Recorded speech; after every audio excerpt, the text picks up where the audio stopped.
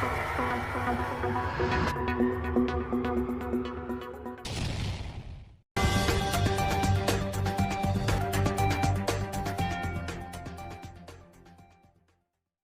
Bulldozer के माध्यम से सरकार ने लोकतंत्र को कुचलने का काम किया है।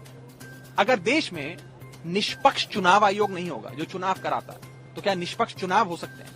अगर इंडिपेंडेंट अनबायस्ड इलेक्शन कमीशन नहीं होगा, तो क्या इंडिपेंडेंट अनबायस्ड इलेक्शन हो सकता है?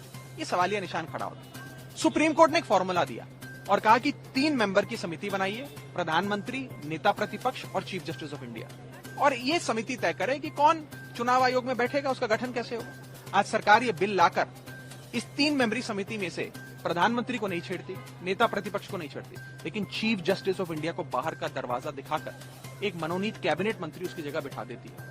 यानी कि अब इस 3 मेंबरी समिति में हमेशा 2 वोट सरकार के पास होंगे, प्रधानमंत्री का और कैबिनेट मंत्री का। नेता प्रतिपक्ष चाहे साथ जाए या उनके खिलाफ जाए, तो 2-1 से हमेशा बहुमत सरकार के पास है। यानी कि सरकार तय करेगी कि चुनाव आयोग में कौन बैठेगा।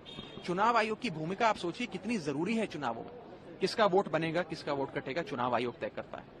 ईवीएम मशीन कहां कहां जाएगी, कैसे कैसे इस्तेमाल होगी, कैसे उसकी काउंटिंग होगी, उसका नियंत्रण, उसका संचालन, उसकी स्टोरेज चुनाव आयोग करता है। यहां तक कि कौन किस पार्टी सिंबल पे चुनाव लड़ेगा, चुनाव होगा कब, कितने चरण का होगा, सब चुनाव आयोग तय करता है। तो चुनाव आयोग की भूमिका भारतीय लोकतंत्र में बहुत ज्यादा है, बहुत महत्वपूर्ण है। इसीलिए अगर उसके इंडिपेंडेंस से खिलवाड़ होगा तो चुनावों से खिलवाड़ करने के बराबर है। इसीलिए मैं कहना चाहूंगा कि हम सब आपस में मिलकर सलाह करेंगे, कानूनी राय भी लेंगे, और अगर कानूनी राय सबकी ये बनती है तो इस कानून को सुप्रीम कोर्ट में चुनौती भी देंगे।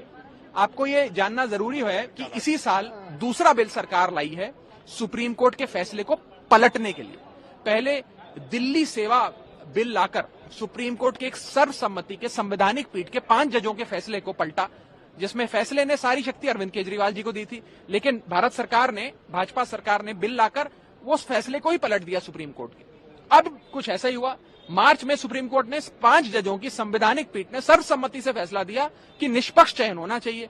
उस फैसले को पलट दिया इस बिल के माध्यम से, और सारा चुनाव आयोग के चयन की शक्ति सरकार ने अपने नियंत्रण में ले ली। तो मेरा यह मानना है कि इन दोनों बिलों को चुनौती दी जाए। एक दिल्ली सेवा बिल को तो हमने चुनौती दे दी, इस बिल को भी चुनौती देनी चाहिए, और दोनों का हश्र यही होगा कि सुप्रीम कोर्ट उन दोनों कानूनों को गैर संवैधानिक। चैनल को like, comment, share and subscribe.